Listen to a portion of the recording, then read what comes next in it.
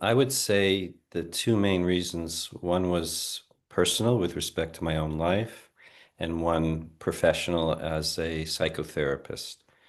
There's some things in my own life that I realized were not about what happened, but what didn't happen. And I noticed certain effects of my own, in my own process, sometimes in my own personal therapy.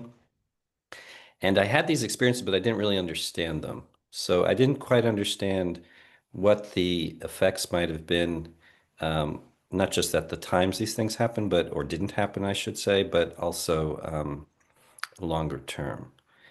And so I was curious in part because of my own experience. And in many ways, my interest in what I'm most interested in, whether it be shame or in this case, absence, comes out of my own experience. And then from that is my experience with my clients, my patients in psychotherapy.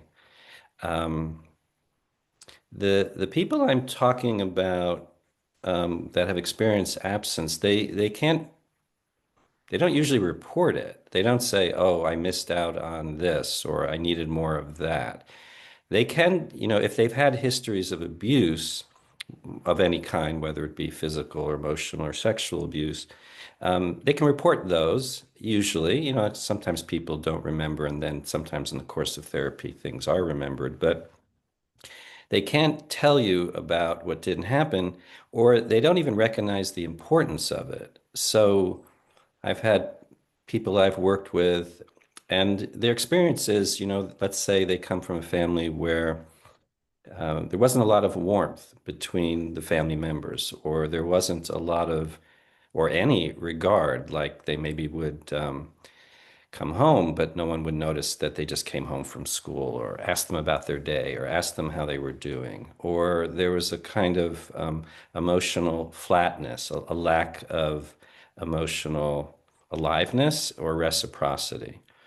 But these are not things people noticed as significant typically because that was simply the way it was. So, if you grow up in a family where that's the way it was, you don't think there's something missing. Sometimes the people I'm referring to recognize there was something different when they would go to other, let's say, other children's homes and realize, oh, these people have a lot of feelings and they're expressing them. Not always positive. It could be they're getting into arguments, but they had a sense of engagement, a sense of aliveness, even if it wasn't always happy. And so then they start realizing, wow, they may not have a consciousness that something's missing, but they find themselves drawn to it.